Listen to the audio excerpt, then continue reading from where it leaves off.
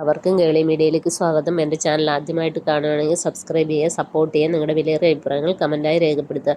അപ്പം നമുക്ക് കുടുംബശ്രീ സാരഥ സീരിയലിൻ്റെ എപ്പിസോഡിലേക്ക് പോയാലോ? ഇന്നത്തെ എപ്പിസോഡ് എല്ലാവരും കണ്ടു എന്ന് വിശ്വസിക്കുന്നു. നമ്മുടെ ശാലിനിയെ പരിചരിച്ച് വിഷ്ണു ഇരിക്കുന്നു.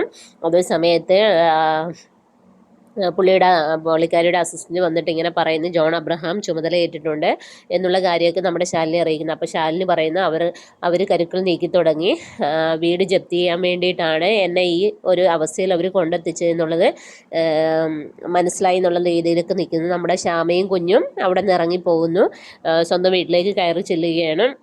പിന്നീട് നമ്മുടെ വിഷ്ണു ആണെങ്കിൽ വീട്ടിലേക്ക് ചെല്ലുന്ന സമയത്താണ് നമ്മുടെ ചന്ദ്രബോസും ടീമും സബ് കളക്ടറെല്ലാം വന്നിട്ട് വീടിനുള്ള സാധനങ്ങളെല്ലാം വലിച്ചെറിഞ്ഞ് പുറത്തേക്ക് ഇടുകയാണ്. എല്ലാ സാധനങ്ങളും പക്ഷേ സത്യഭാമയെ ഒരു വല്ലാത്ത ഭ്രാന്തമായ അവസ്ഥയിൽ ഇങ്ങനെ നിൽക്കുകയാണ്. പക്ഷെ അവർ പുറമേ കാണിക്കുന്നില്ലെങ്കിലും അവരുടെ ഉള്ളിൽ നീറുന്നുണ്ട്. അപ്പോൾ അവർ വിഷ്ണുവോട് പറയുന്നു, നീ വന്നു അല്ലേ എന്ന് പറയുന്നു. അപ്പോൾ വിഷ്ണുവിനോട് പറയുന്നത്, എവിടെയെങ്കിലും കടത്തിനെ നോക്കി വെച്ചിരുന്നോ, നിനക്ക് കിടക്കാൻ ഒരു ഇടം വേണ്ടേ എന്നുള്ള കാര്യങ്ങളൊക്കെ ഇങ്ങനെ പറയുകയാണ്. ചന്ദ്രബോസ് ഇതൊക്കെ കേട്ടുകൊണ്ട് ആസ്വദിക്കുകയാണ്. അപ്പോൾ നമ്മുടെ സത്യഭാമ പറയുന്നു, എൻ്റെ വിളക്കിൻ്റെ താലം കാണുന്നില്ല, അത് തപ്പിയെടുക്കണം എന്നുള്ള രീതിയിലൊക്കെ പറയുന്നു. അപ്പോൾ ചന്ദ്രബോസ് നമ്മുടെ സുസ്മിതയെ വിളിച്ചിട്ട് പറയുന്നുണ്ട്, അവർക്ക് എന്താണ്ട് ഹാലിൽ ഇളകിയും തോന്നുന്നു, അവർ ഒരു വേറെ അവസ്ഥയിലൂടെയൊക്കെയാണ് സംസാരിക്കുന്നത്, അവരുടെ കിളി പോയി എന്നുള്ള രീതിയിലൊക്കെ നമ്മുടെ സുസ്മിതയെ അറിയിക്കുകയാണ്. സുസ്മിത ഇതൊക്കെ കേട്ട് സന്തോഷത്തോടെ ഇരിക്കുകയാണ്.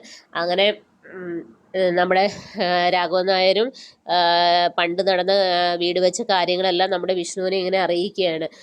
അന്നേരമാണ് പിന്നെ അങ്ങനെയാണ് ഇന്നത്തെ എപ്പിസോഡ് കടന്നു പോകുന്നത്. നാളത്തെ എപ്പിസോഡിലാണെങ്കിൽ റവന്യൂ വകുപ്പുകാരെല്ലാം കൂടെ വീട് ക്ലോസ് ചെയ്യുന്നതാണ്.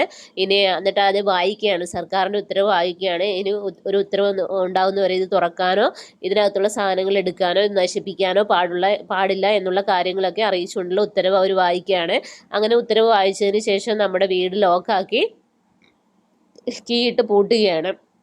അപ്പോൾ ഇത് കേട്ട് എല്ലാവരുടെ നെഞ്ചും തകരുണ്ട്. സത്യഭാമ വല്ലാത്തൊരവസ്ഥയിലൂടെ കടന്നു പോകുന്നതെങ്കിലും അവർ പുറമേ അത് കാണിക്കുന്നില്ല. അവരുടെ കയ്യിൽ ഒരു കൃഷ്ണ വിഗ്രഹവും മാത്രം വിളക്കും മാത്രമാണ് അവരവിടുന്ന് എടുക്കുന്നത്. അങ്ങനെ അതും എടുത്ത് ഇറങ്ങുന്ന സീനുകളാണ് നാളെയുള്ളത്. അപ്പോൾ നാളത്തെ എപ്പിസോഡിനെ എല്ലാവരും വെയിറ്റ് ചെയ്യുക. അപ്പോൾ okay, bye bye, thank you.